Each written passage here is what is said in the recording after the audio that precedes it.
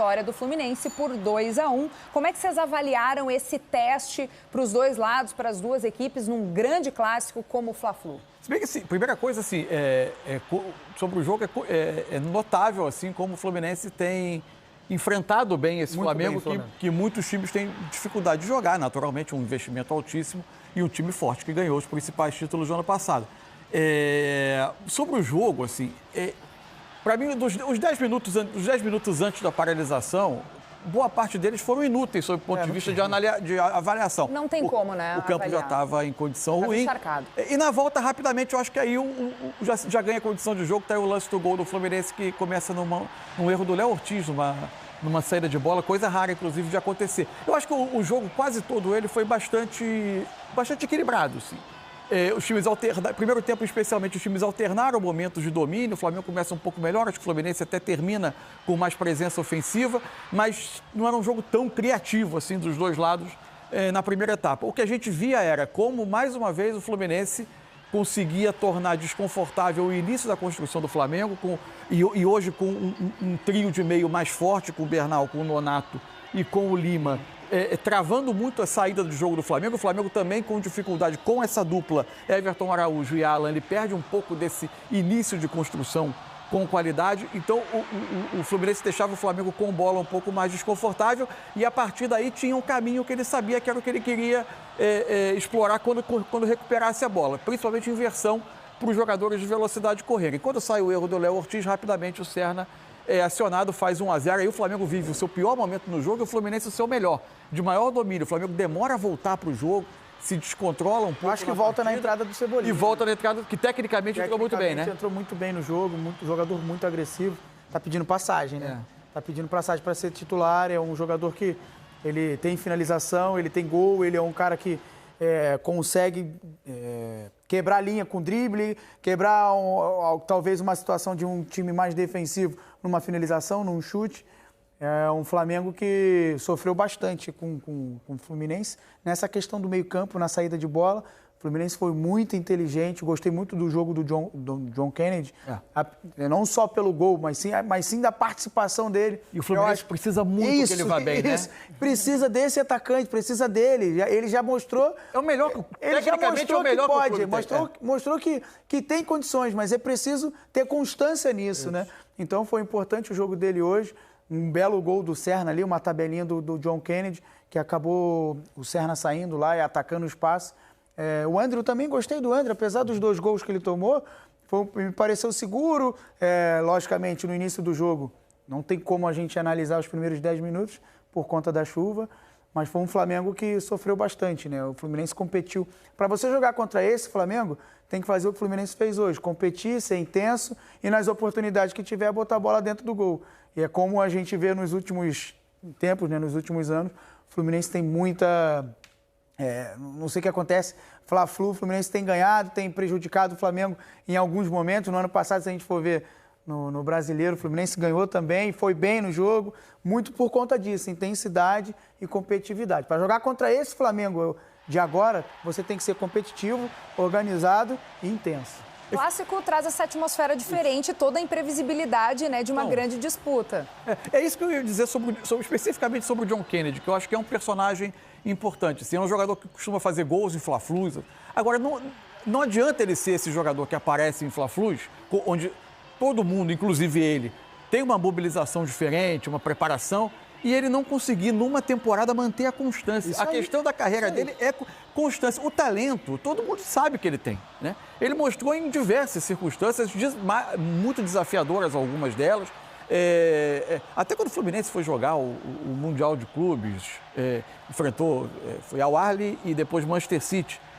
Ele teve impacto quando entrou, inclusive no jogo contra o Manchester City, foi 4-0, que o Fluminense perdeu, mas ele, individualmente, diante de uma marcação difícil, dá para notar o quanto tem de talento ali. A questão, a chave da carreira dele é constância. Ele precisa ter constância a ponto de convencer treinadores de que o talento dele o torna a melhor escolha no momento para ser o camisa 9 do Fluminense. Mas por que será que oscila tanto esse John Kennedy? Porque, assim, no ano passado, na última temporada, quando ele teve a oportunidade, em meio àquele jejum de gols do Everaldo e depois, quando ele era opção e não o Cano, ele não demonstrava ser esse cara definidor no time. Agora, nessa temporada, ele já em 2 jogos consegue marcar, ele já parece que começa a virar um pouco essa chave. Talvez seja uma oportunidade em 2026, com novas chances, com o Zubeldia, dele mostrar ainda mais do seu talento. Mas é que o fato é que o Fluminense mais precisa é desse jogador decisivo.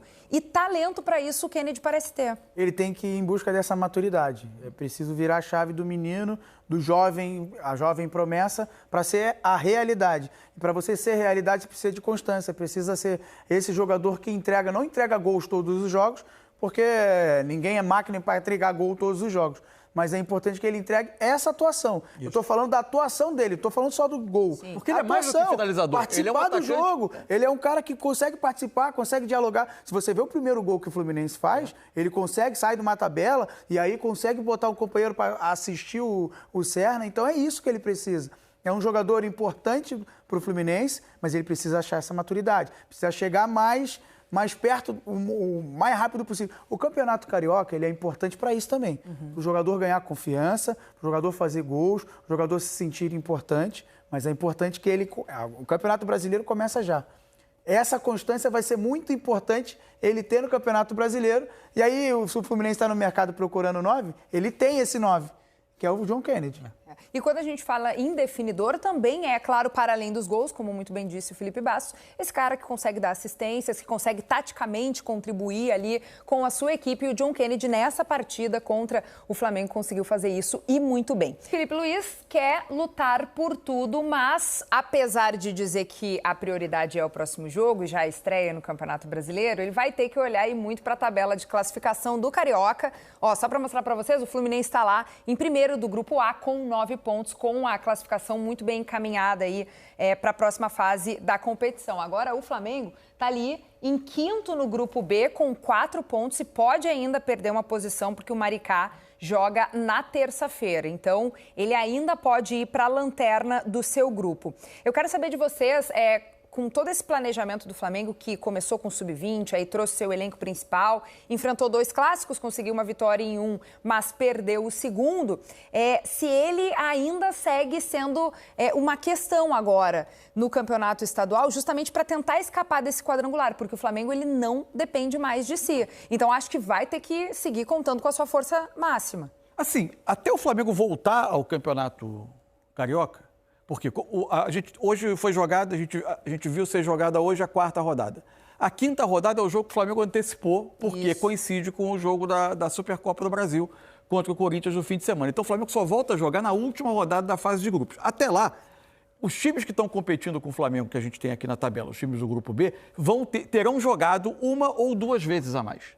E isso já pode ter resolvido a situação do Flamengo. A realidade desse momento é muito pouco provável que o Flamengo escape do quadrangular do rebaixamento. Por quê? O máximo que o Flamengo pode fazer nesse momento são 7 pontos. Tá? Com 7 pontos, ele não supera mais o Botafogo. Para não ir ao quadrangular do rebaixamento, qualquer time precisa superar 2 adversários, né? Você tem que ficar à frente de 2 times. O Flamengo tem que ficar à frente de 2 times dentre Maricá, Nova Iguaçu, Boa Vista e Madureira. Para isso, o Madureira não pode fazer mais do que 1 ponto. E ele tem 3 jogos para fazer. O Boa Vista não pode fazer mais do que 1 ponto, e ele tem 2 jogos para fazer.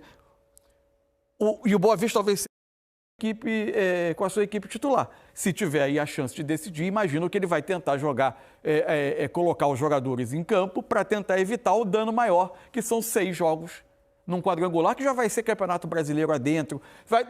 Não tem data disponível. É isso que porque o Campeonato Brasileiro começa. Como é que você bota mais 6 jogos dentro de Campeonato Brasileiro, a Supercopa, que vai ser só um jogo, né, obviamente, mas dentro de um Campeonato Brasileiro, como é que você bota mais 6 jogos para um time que é o atual campeão brasileiro? Assim, e aí tem uma coisa que eu sei que é impopular, mas eu fiz uma observação sobre os regulamentos dos campeonatos estaduais, campeonatos que inclusive a gente aqui transmite, no momento do ano que os times ainda não estão preparados, mas, enfim, a gente acompanha os jogos, analisa, mostra ao público, mas a gente tem algumas ponderações a fazer e elas precisam ser feitas. O calendário do Brasil avançou. Tem menos jogos para os grandes, com a redução dos estaduais, mais jogos para os pequenos, com aumento de Série C, aumento gradativo de Série C, Série D, aumento de Copa do Brasil, enfim. Tudo, até aí avançamos, mas ainda existe uma estrutura política que não derrotamos totalmente. E ela faz com que ainda haja jogos de estadual e que eles começam muito cedo. Quando a CBF formata dessa forma, ela está concebendo e admitindo que esses jogos serão disputados o início dos estaduais ainda numa pré-temporada. Então não tem cabimento que os regulamentos dos estaduais coloquem clubes que terminaram alguns a temporada dezembro adentro. Em uma situação 17, Vasco 21. Que em 3, 4 jogos você está confrontado com o rebaixamento. Ou como é o Campeonato Paulista, que você tenha 8 jogos, dos quais 3 são clássicos. Você confronta, é quase como se você estivesse pegando o grande e fala assim, ó, eu sei que você não está pronto para competir, mas eu vou te sequestrar através do meu regulamento. Vai asfixiando. Porque ou você joga ou eu te provoco um dano maior. Essa é a grande questão. Ou os clubes negligenciaram esse fato na discussão dos regulamentos, ou entenderam que era muito remota a chance de passar por uma situação dessa e não dimensionaram corretamente o risco, ou, de fato, as federações conseguiram contrapor a mudança do calendário com o regulamento que, sem que os clubes percebessem, vai os obrigando a alterar plano, a apressar processos e jogar rapidamente o campeonato. Esse é o meu ponto. Os regulamentos dos estaduais, alguns deles, na forma como estão colocados, não casam com o calendário que teve um avanço para que tenha menos datas, jogos em pré-temporada, para você jogar mesmo com sub-20, com jogadores mais jovens e aos poucos ir colocando os titulares, mas com esse grau de urgência que o regulamento provoca, isso cria situações como tem cabimento. O Palmeiras está, seja o Palmeiras, o São Paulo está disputando, está se vendo as voltas do rebaixamento. O campeão da Libertadores e do Brasileiro, há 50 dias atrás, por causa de 3 rodadas do campeonato, ser obrigado a jogar 6 rodadas de um quadrangular contra o rebaixamento no Carioca. Isso não tem o menor cabimento. Entendeu? Ainda que em São Paulo, você precisa fazer mais coisa errada para cair no rebaixamento, porque só cai em 2 de 16 com 8 rodadas. Mas ainda assim, tem uma armadilha ali com a questão dos clássicos. 8 rodadas, mas são 3 clássicos. São 3 clássicos. Do Rio, são 2 clássicos, 6 rodadas só, com todo mundo que não se classifica para as quartas, 4 times envolvidos no quadrangular. Isso não tem cabimento. Muito bem, minha gente. Passamos aqui por Fla-Flu, né? Que foi esse clássico com a vitória do Fluminense. 2 gols do Flu, um do Serna e um do John Kennedy. E um gol do Flamengo com o